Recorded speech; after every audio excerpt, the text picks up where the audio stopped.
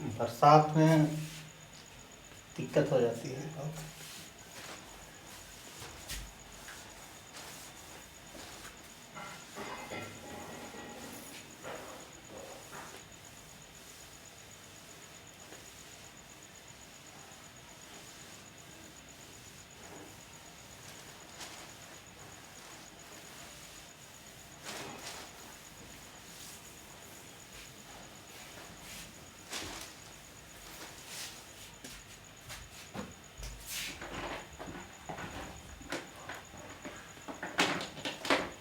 YouTube में हम क्या दिए नहीं दिए उससे कोई लेना देना नहीं है, हम तो आपको बस पढ़ा रहे हैं हम। हाँ, थियोरटिकल क्वेश्चन है, काफ़ी आसान भाषा में हिंदी में लिख दिए। यूजुअली हम इंग्लिश में लिखते हैं, फिर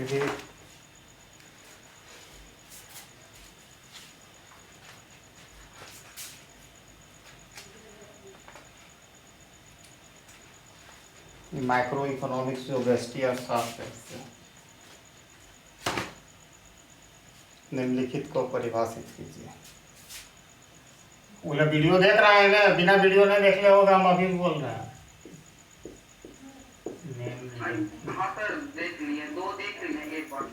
निम्नलिखित को परिभाषित करें। 2 बार 4 बार देख लो बढ़िया से। परिभाषित करें। पहला है कुल लागत। सीमांत लागत, कुल लागत है और औसत लागत।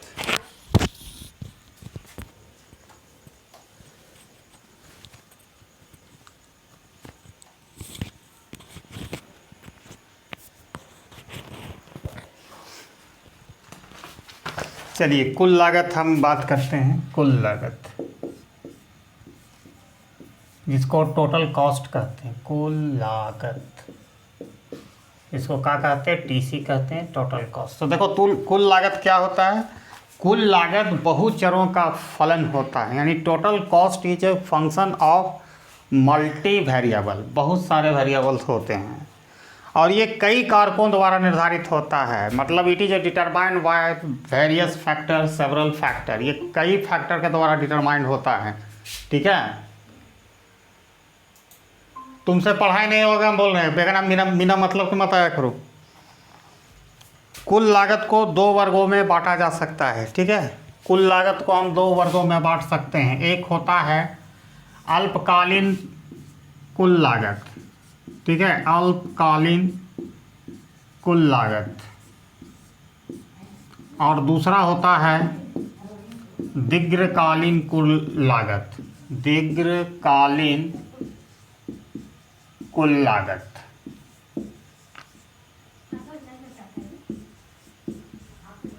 ठीक है। तो जैसे क्या है कि हमने बताया कि total cost can be classified into 2 group. First group is a short run total cost and long run total cost. तो दोनों में अंतर क्या है? बेसिक अंतर ये है कि अल्पकालीन जो कुल लागत में कुछ ऐसे उत्पादन के साधन होते हैं जो फिक्स्ड होते हैं, अस्थिर होते हैं, जिसको मात्रा परिवर्तन नहीं किया जा सकता, जैसे मशीन, बिल्डिंग वगैरह। और दीर्घकालीन कुल लागत में उत्पादन के सभी साधनों का परिवर्तन किया जा सकता है। यहाँ सब परिवर्तनशील हो जाते हैं। एक लंबा समय में बिल्डिंग को भी, मशीन को भी लाया जा सकता है, ठीक है। तो दीर्घकालीन जो लागत को सी द्वारा हम लोग करते हैं, सी स्टैंड फॉर कुल लागत, that is the total cost is the function of X, T और पी एफ।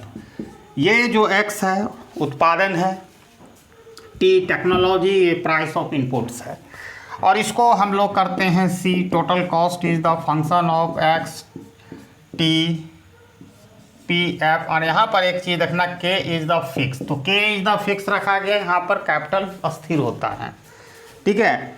इस प्रकार कुल लागत जो होता है वो 2 चीज़ का है। कुल लागत जो होता है, हाँ, कुल अस्थिर लागत एवं कुल परिवर्तनशील लागत का योगफल होता है। यानी total cost is a combination of total fixed cost and total variable cost, जिसको हम TC, total cost equal to total variable cost, fixed cost by variable cost. जैसे फिक्स्ड कॉस्ट में आता है मशीन वशीन होता है, it is a independent of level of output. आप जितना भी उत्पादन कीजिएगा ये इसका पहले ये संक कॉस्ट होता है, सिंक कॉस्ट होता है, इसका आपको बेयर करना पड़ेगा।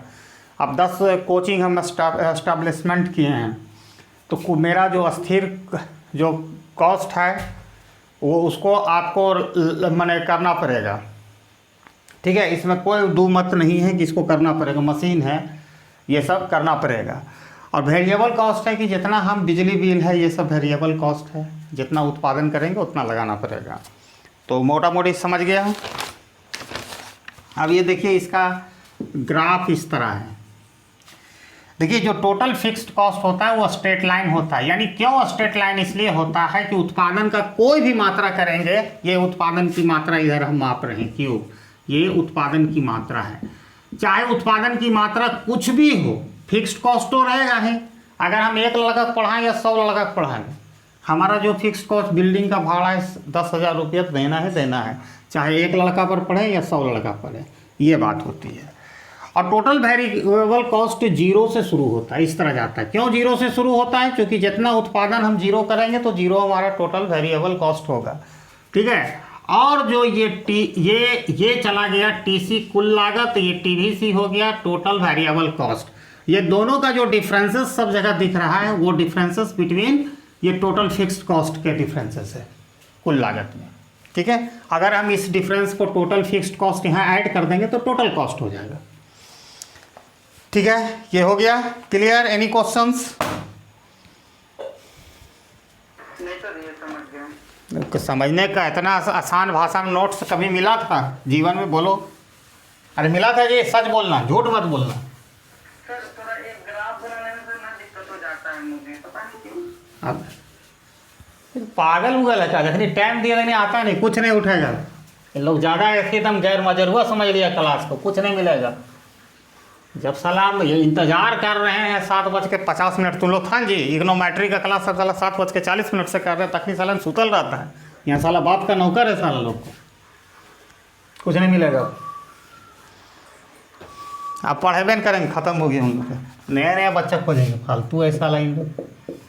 पढ़ना लिखना खाली झूठों खाली झमेला करते रहता है। जैसे साला पढ़ देगा हमरे फायदा हो जाएगा। मत पढ़ो, जो करना करो। देखिए सीमांत लागत क्या होता है? प्रति इकाई उत्पादन में परिवर्तन करने से जो कुल लागत में जो परिवर्तन होता है उसी को हम लोग सीमांत लागत कहते हैं। मान के ऐसे नहीं समझिए, प्रति लागत मतलब जैसे हम कर रहे हैं, मान के चलो 100 कलम का उत्पादन कर रहे हैं, उसका लागत 500 रुपया है, ठीक है। ये आपका यूनिट है, एक प्रति इकाई यानी एक ज़्यादा यूनिट का बढ़ा देते हैं। 101 कलम का उत्पादन करते हैं तो कुल लागत 505 रुपया होता है। तो एमसी जो सीमांत लागत क्या होगा कि प्रति इकाई उत्पादन में परिवर्तन करने से जो कुल लागत में परिवर्तन होता है 505 माइनस 500, तो 5 रुपया के बराबर सीमांत लागत होगा। समझ में आ गया बात? सीमांत लागत जो टोटल फिक्स्ड कॉस्ट या कुल स्थिर लागत से स्वतंत्र होता है, क्योंकि उसको कोई लेना देना नहीं, उत्पादन जितना करेंगे उतना ही हमारा होगा, इसका स्वतंत्र है। इसको एमसी को गणितीय रूप में हम दिखा सकते हैं। टोटल कॉस्ट का डेरिवेटिव ले लेंगे किसके रिस्पेक्ट में? क्यूब के रिस्पेक्ट में, ठीक है। तो ये हो गया एमसी। एमसी मतलब सीमांत लागत, सी मतलब कुल लागत और क्यू मतलब उत्पादन की मात्रा। और इसका फिगर होता है इस तरह। It is a very similar to English alphabet letter of U, ठीक है। ये अंग्रेजी अक्षर के समान होती है। जो प्रारंभ में जैसे यहाँ से उत्पादन हम बढ़ाएंगे, ठीक है, हम उत्पादन को बढ़ाएंगे जैसे जैसे तो ये घटेगा, फिर एक निश्चित बिंदु निम्नतम बिंदु में आकर फिर वो उठने लगता है, ठीक है। यही है सीमांत लागत। अब नेक्स्ट है औसत लागत।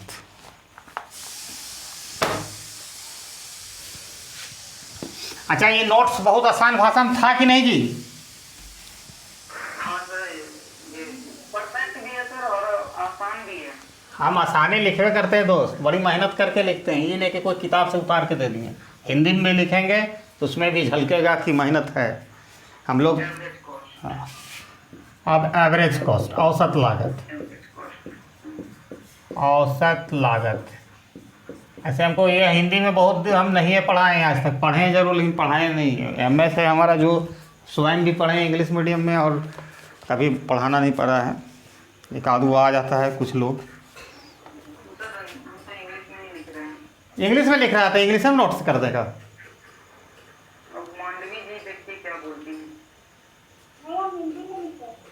अरे यादव, देखो औसत लागत क्या है कि कुल लागत, ठीक है। औसत लागत का मतलब होता है कुल लागत को उत्पादन की मात्रा से भाग देने पर जो भागफल होता है उसी को हम औसत लागत कहते हैं।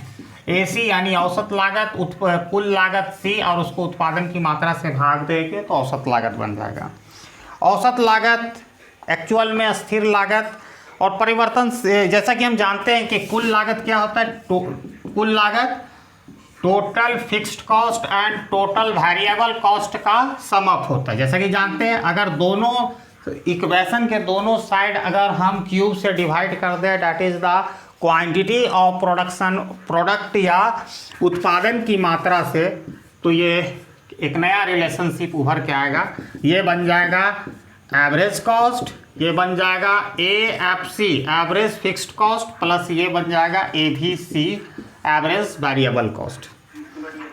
ठीक है, इसमें कोई दिक्कत नहीं। इसका भी आकार होता है सेम U की तरह, जो प्रारंभ में गिरती है एक निश्चित बिंदु में आकर फिर बढ़ने लगती है। अब ये ही थ्योरी वाला था, हम फिर भी करवा दिए। दूसरा मास्टर नहीं करवाता हिंदी में, हिंदी में हम लोग नहीं करवाते हैं, लेकिन फिर भी करवा दिए। अब दोनों के बीच में रिलेशनशिप क्या है, मार्जिनल कॉस्ट और क्या नाम है, एवरेज कॉस्ट। तो डेरिवेटिव आता है जी। हाँ, तो बस हम दे दिए वीडियो। तुमको कोई मास्टर रिकॉर्डेड वीडियो नहीं देगा, हम सब कुछ पहले से दे देते हैं। ऐसा लोग का टाइम दिए तकरीर नहीं आया, अब बदमाशी करने आ रहा है, तो ऐसा लग रहा है पढ़ दे रहा है, बड़ा बड़ा एहसान कर रहा है। तुम देखबे कर रहा है भी उधर के है, ये कोई परीक्षा नहीं, सबका परीक्षा चल रहा है और सबको लेके चलना पड़ता है, इतना आसान नहीं होती है।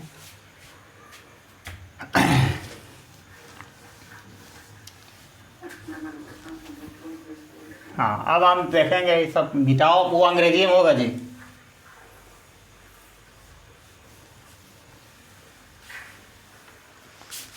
हिंदी में पढ़ने से थोड़ा सा दिक्कत होती है। देखिए, हम मान लेते हैं कि C is the function of Q, यानी कुल लागत उत्पादन की मात्रा का फलन होता है, यानी उत्पादन की मात्रा पर निर्भर करता है। हम अगर 100-500 कलम उत्पादन करेंगे तो हमको 2500 रुपया लगेगा, यानी उसी पर मात्रा पर डिपेंड करता है। अब इसको AC में कन्वर्ट करो तो AC बराबर क्या होगा, C बाय, बंद कीजिए, म्यूट कीजिए, C बाय Q। तो ये हो जाएगा F/Q, F is the function of C by Q कर सकते हैं और नीचे क्यूब कर सकते हैं। तो ये भी फॉर्मेट में हम लिख लिए क्यूब। अब क्या करना है कि ये AC बराबर, ठीक है, FQ आ गया, FQ।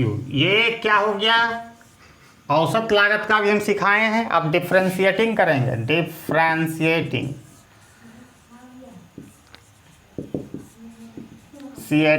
Of both side with respect to Q। अब Q के रिस्पेक्ट पे करेंगे तो यहाँ पर देखो, ये first function, second function, constant rule apply होगा, ठीक है। तो इसमें हम करते कॉसेंट रूल हम अप्लाई करेंगे, लिखते हैं derivative of the first function, तो एफ डैश क्यूब, यहाँ कोई नंबर नहीं तो डैश, यानी फर्स्ट डेरिवेटिव दिखा रहा है F cube with respect two cube, into second function minus derivative of second function with respect two cube. तो क्यूब को क्यूब के रिस्पेक्ट में इसका 1 होगा, जैसे एक्स का रिस्पेक्ट में करते हैं, इनटू फर्स्ट फंक्शन और square of the second function. तो स्क्वायर क्या होगा, क्यूब स्क्वायर। ये हो गया। अब यहाँ पर हम यहाँ लिखेंगे, साला जब हम आता है साला टाइम तो साला खराब हो जाता है। ये देखो F dash cube, F dash cube, ठीक है, इनटू क्यूब, नीचे भी क्यूब, क्यूब स्क्वायर है ना, रहने दो, क्यूब स्क्वायर हम अलग अलग कर दे रहे हैं, ठीक है। इसका डेरिवेटिव लेंगे 1 होगा, और ये एफ एक्स क्यूब, ये आया क्यूब स्क्वायर। अगर यहाँ पर देखो एक चीज़ हम आराम से कर सकते हैं, एक क्यूब को हम कैंसिल कर सकते हैं, तो ये बचा एफ डैश क्यूब, और इधर होगा एफ एक्स क्यूब स्क्वायर। अब ये दोनों में अगर 1/क्यूब हम कॉमन ले लेंगे तो यहाँ पर मेरे दोस्त क्या बचेगा, एफ डैश क्यूब, ठीक है। और यहाँ बचेगा आपका एक क्यूब निकल गया, एफ एक्स बाय क्यूब। अब देखो थोड़ा सा दिमाग पर जोर देना, हमने बोला था मार्जिनल फंक्शन क्या होता है, मार्जिनल फंक्शन क्या होता है, एफ डैश एक्स, यानी डेरिवेटिव हम लेते हैं D by F X by D X, इसी चीज़ को कहते हैं। तो ये हो गया एम सी, 1/क्यूब, ये हो गया एम सी, और इतना बराबर ए सी होता है, जैसा कि यहाँ भी देख सकते हो, ए सी इक्वल टू ये है ना, ठीक है। अब इसको हम इक्वेट करेंगे, 3 तरह कंडीशन है, less than, equal to, greater than 0। अगर ये चल जाएगा, डिवाइड हो जाएगा उधर, तो यहाँ 3 तरह के केसेस आएंगे, वो केसेस पर डिपेंड करना। ये डेरिवेटिव समझा जी? हाँ समझ गया तो खत्म हो गया, खेल खत्म हो गया। 3 तरह का केस है, एसी का स्लोप डिपेंड करता है किस तरह, अब उस पर हम बात करते हैं।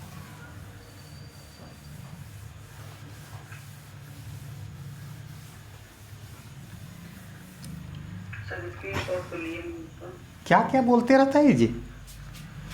अब यहाँ पर एम सी माइनस ए सी, अब ये 1/क्यूब जाके उधर 0 हो जाएगा, या दोनों साइड क्यूब से क्या कर दो, प्रोडक्ट कर दो, तो क्यूब क्यूब कट जाएगा दोनों साइड, देखो क्यूब कट गया, और इधर भी क्यूब को 0 से करेंगे, 0 हो गया, ठीक है। तो हमारे पास बचा ये, इसमें 3 तरह, less than, equal to, greater than 0।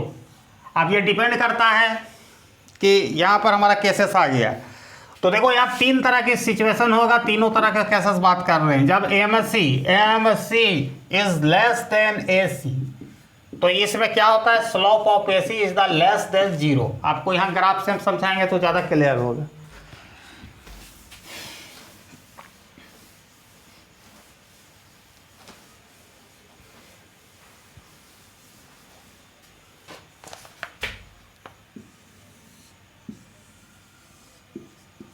Cube और देखिए ये ऐसे जाएगा, और यहाँ से शुरुआत होगा, देखिए ये इस तरह जाएगा, ये AC है। देखिए दोनों का रिलेशनशिप, इस पॉइंट पर दोनों AC MC बराबर होती है, ठीक है। अब यहाँ देखिए जब ये लेस देन है, AC यानी लेस देन, यानी MC is the greater than, इसी चीज़ को ये भी देखो उलट के लिखो जी, MC is the greater than AC। Graph में देखो जब है तो क्या है, AC से ये लेस देन 0 है, ठीक है। अब हम देखेंगे इसी चीज़ को दूसरा तरह कि AC इक्वल टू MC, ठीक है, तब AC क्या होता है, इक्वल टू 0 होता है। ये पॉइंट को बता रहा है, देखो ये पॉइंट को, इधर वाला पॉइंट पहले बताए ये, और जब AC 0 होता है, और तीसरा जो कंडीशन है जो इस पोर्शन में देखो, यहाँ MC is the less then, ठीक है, MC is the greater than, जो दिखा रहे थे MC is the greater than AC, तो यहाँ AC क्या होता है, ग्रेटर देन 0। देखो AC ऊपर होगा MC से, यहाँ पर लेस देन है तो MC से ये नीचे है, और जहाँ बराबर है तीनों पॉइंट, यही रिलेशन है AC एंड MC के बीच में, ठीक है, हो गया। अब हम find the maximum and minimum, maxima and minima, clear, समझ में आ गया जी।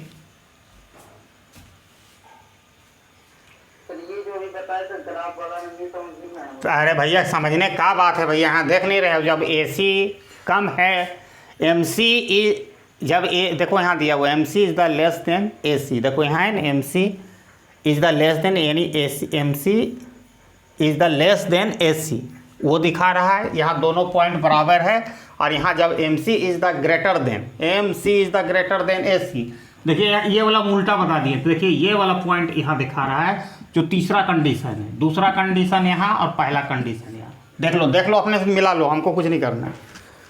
MC is less then AC, यहाँ MC is the greater than AC, हम ठीक है बोले थे जी, तुम लोग कन्फ्यूज कर दिया।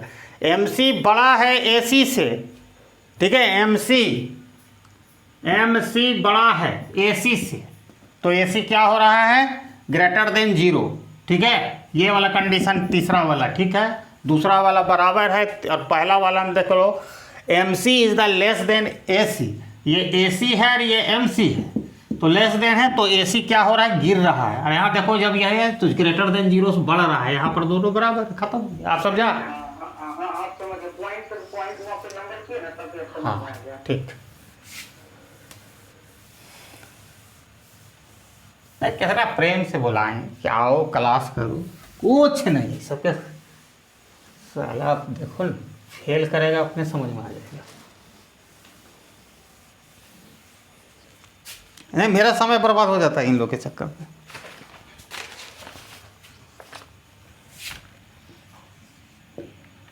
प्रोफेसर और टीचर बनना चाहता है, समय का तो वैल्यू नहीं है। Find the maxima and minima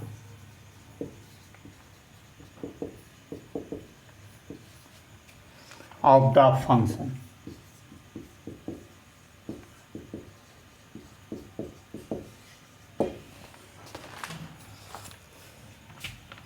Z equal to x cube plus y cube minus 3x minus 27y, partial derivative आता होगा तभी बनेगा ये बोला जी, ठीक है। तो मैक्सिमा और मिनिमा, मैक्सिमा बोले तो मैक्सिमम वैल्यू, मिनिमा बोले तो मिनिमम वैल्यू, ठीक है। तो फर्स्ट ऑर्डर कंडीशन कौन है लड़की जी, उसको समझ में आ रहा है कि नहीं, पूछो उससे जी। मैक्सिमा एंड मिनिमम समझ में आ रहा है जी, उससे पूछो जी पांडे जी। बोला करो नहीं, फिर हम दोबारा नहीं बताएंगे। पर वो लड़का फिर कर रहा है तो कौन जी, शुभम पांडे, कि हमको बोल रहा है कि बताइए, फिर हम नहीं बताएंगे दोबारा। जो पूछना है अब ये पूछो एक बार। जीवन जिस तरह एक बार मिलता है उसी तरह यहाँ पर मिलेगा, बार बार हमको और भी काम रहता है। तो देखा जो फर्स्ट ऑर्डर कंडीशन चाहे मैक्सिमा का हो या मिनिमा का हो, वो first derivative of partial derivative of Z with respect to X 0 होना चाहिए, दोनों ये भी 0 होना चाहिए, फर्स्ट ऑर्डर कंडीशन। तो जेड एक्स यानी पार्शियल डेरिवेटिव लेंगे हम जेड का किसके रिस्पेक्ट में, एक्स का, और ये सब जितना है 0 हो जाएगा, ठीक है, क्योंकि कांस्टेंट टेट होगा। तो लेंगे यहाँ पर देखो 3x², ठीक है, यहाँ पर देखो 0 हो जाएगा, लेकिन यहाँ पर x को x के रिस्पेक्ट में लेंगे 1 तो -3 आएगा, ये 0 ये 0, चूँकि सब ये कांस्टेंट हो गया y और इसको सेट करना है 0। तो देखो यहाँ पर 3x² इक्वल टू इधर चला जाएगा 3, तो फिर होगा x² इक्वल टू 3/3, कट जाएगा तो 1, ठीक है। तो देयरफॉर x इक्वल टू ±1। अब ये बोलिएगा +-1 काहे हुआ, तो इसका रीजन है, हम रीजन है उसका, रीजन ये है कि अरे सुनो पहले, -1 इंटू -1 अगर हम करेंगे तो ये गुना होके तो 1 होगा, ये 1 होगा, प्लस में भी आया, और 1 इंटू 1 भी हम करेंगे तो भी ये √1, इसलिए 2 के बदले 1 निकलता है जी, तो यहाँ पर -1 निकला और ये एक +1 निकला। तो हम ये नहीं जानते, ये दोनों वैल्यू कंसीडर करना पड़ेगा।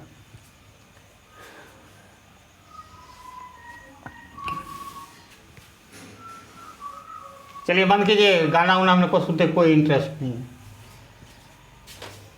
ZY, अब देखो ZY, अब Y का लेंगे तो X को हेल्ड कांस्टेंट रहेगा, ये 0 हो जाएगा, 3y², डेरिवेटिव का नियम वही 3y², ये 0 हो जाएगा, लेकिन यह -27 होगा, इक्वल टू 0, ये 0, ठीक है।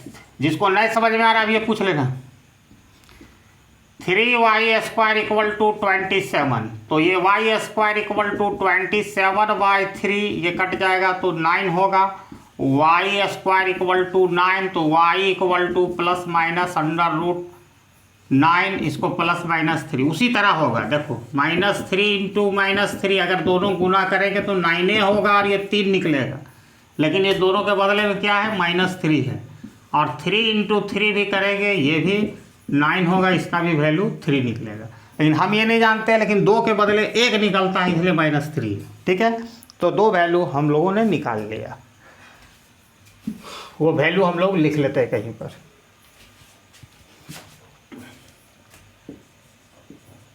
ZX का 2 वैल्यू आया +-1, ZY का 2 वैल्यू आया +-3। देख लो यहाँ जो निकला है वहाँ। अब सेकेंड ऑर्डर कंडीशन हम दिखाएंगे, लेकिन कुछ इक्वेशन है जो ZX का है डबल लेंगे तो ठीक है। सेकेंड ऑर्डर SOC से जानते हैं, SOC यानी सेकेंड ऑर्डर कंडीशन, मैक्सिमा और मिनिमा।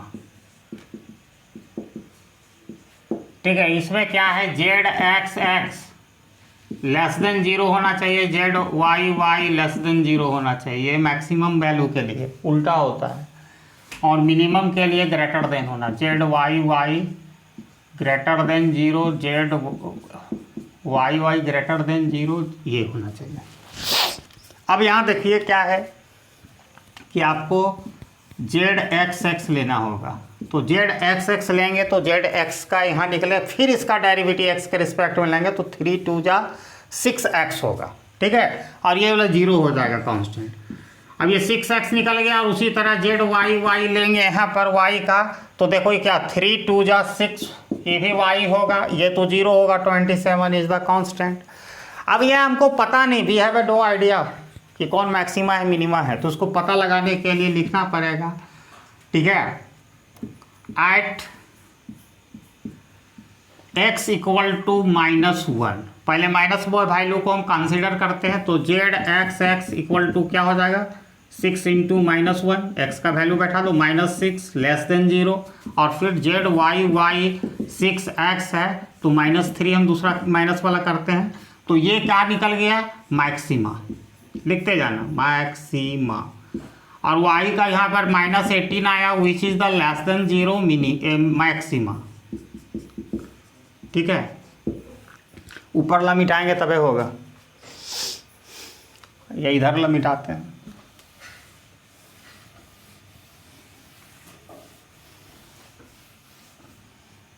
ठीक है, अब हम लिखेंगे ZXX at x equal to 1, तो क्या होगा, ZXXX इक्वल टू 6x, तो 6 × 1 ग्रेटर देन 0 मिनिमा। ठीक है, अब उसी तरह ZYY करेंगे 6x, तो 6 × 3 प्लस वैल्यू ऑफ कंसीडर, यहाँ दोनों माइनस वैल्यू कंसीडर किए हैं, तो हमारा 18 आ गया ग्रेटर देन टू मिनिमा। तो z का हमारा 2 वैल्यू होगा इस फंक्शन का, एक मिनिमम वैल्यू होगा और एक मैक्सिमम वैल्यू होगा, एक रेंज होता है। ठीक है, तो हम देखते हैं, सारा कंडीशन आपके सामने रहेगा। अब हम आते हैं सीधे फंक्शन पर आते हैं, तो हम इसको कह सकते हैं z इज द मैक्सिमाइज। देखो z is maximise at x equal to -1 and y equal to -3, तो यहाँ पर z का वैल्यू डालो, अपने पता चल जाएगा। तो -1 का क्यूब प्लस -3 का क्यूब -3 × -1 -27 × -3 + 8। अब यहाँ करेंगे तो ये हो जाएगा -1 -27, 3 3 जा 9, 9 3 जा 27, माइनस इंटू माइनस +3 प्लस 27 तिया 81 प्लस 8, ये आ गया। अब ये दोनों को हो गया -28, अब ये दोनों 81 8 89 2 92, अब 92 में हम -28 घटाएंगे तो 12 में 8 गया 4, बच्चा यहाँ पर 8 में 2 6 प्लस में आएगा। देखो ये मैक्सिमम वैल्यू जेड का निकला। हम जब माइनस वाला वैल्यू लिखें, देखिए यहाँ पर माइनस वैल्यू में मैक्सिमा। अब देखना इसका जब हम 1 + 1 और 3 देंगे तो मिनिमम वैल्यू आएगा, जो उधर हम दिखा देते हैं फंक्शन में। रहने दो इसको, मैक्सिमा वाला देख लिया ना, ये मैक्सिमम वैल्यू है। अब मिनिमम वाला देखो,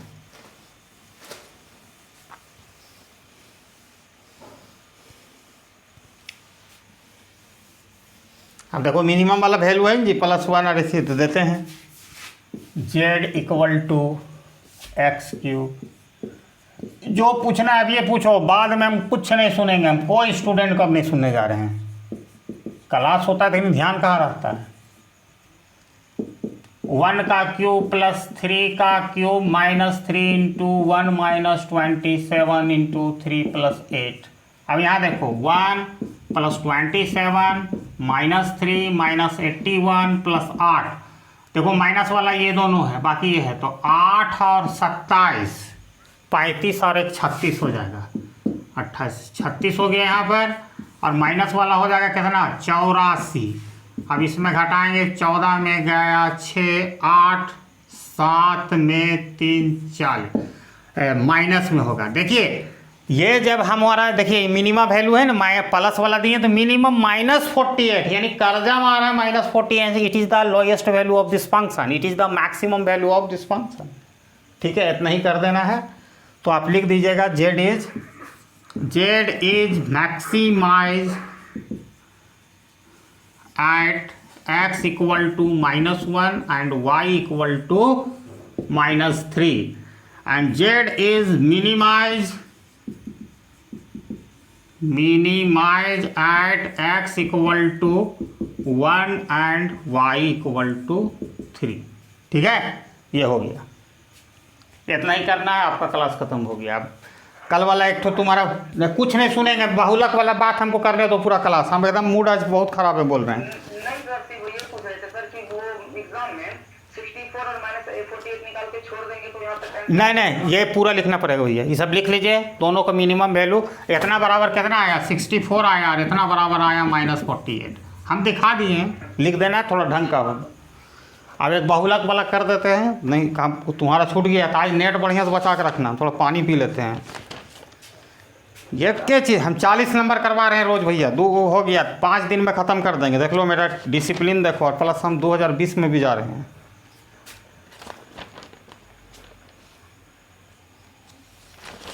रुको, इसको वीडियो देंगे यूट्यूब पर, थोड़ा पानी पी लेते हैं। बहुलक सीख जाओगे, कल छूटा था कहाँ की इसका दिक्कत।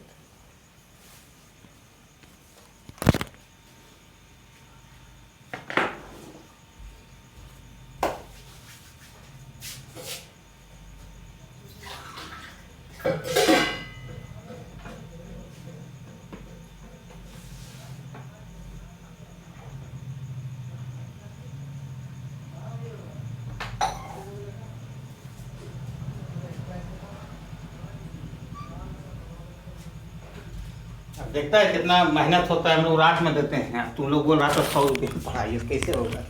हमारा एक बच्चा रहे, उससे बढ़िया फिल्म कर लो ना, 100 रुपये। और हम लोग मेहनत करते हैं, हम लोग जिम्मा ले लिए हैं, समझो बता दिए, जब हाँ बोल दिए तो हम लोग कर ही देते हैं। हम लोग देखो रात रात भर जागते हैं, परीक्षा किसी और का, लेकिन हम लोग काम करते हैं पूरा। विश्वास बना के रखे हुआ है सब जगह। हाँ, लेकिन पढ़ने वाला आदमी होना चाहिए। जो नहीं पढ़ने वाला है तो हमसे बड़ा कोई दुश्मन नहीं होगा उसका, उसे नहीं निकाल देते हैं उसको। पढ़गन करता है तो क्या करेगा फालतू। आदमी का जन्म होता है, मतलब बचपन से 21-22 वर्ष तक पढ़ता है, उसके बाद साला मर जाता है। वो खाली दाह संस्कार होता है जब मरेगा तब, फिजिकली। पढ़गन करता है, फालतू आदमी है।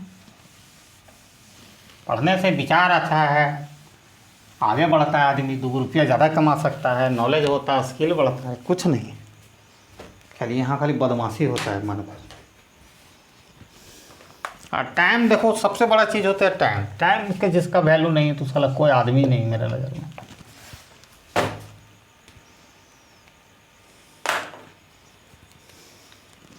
Calculate the median and mod of the following data. Calculate the median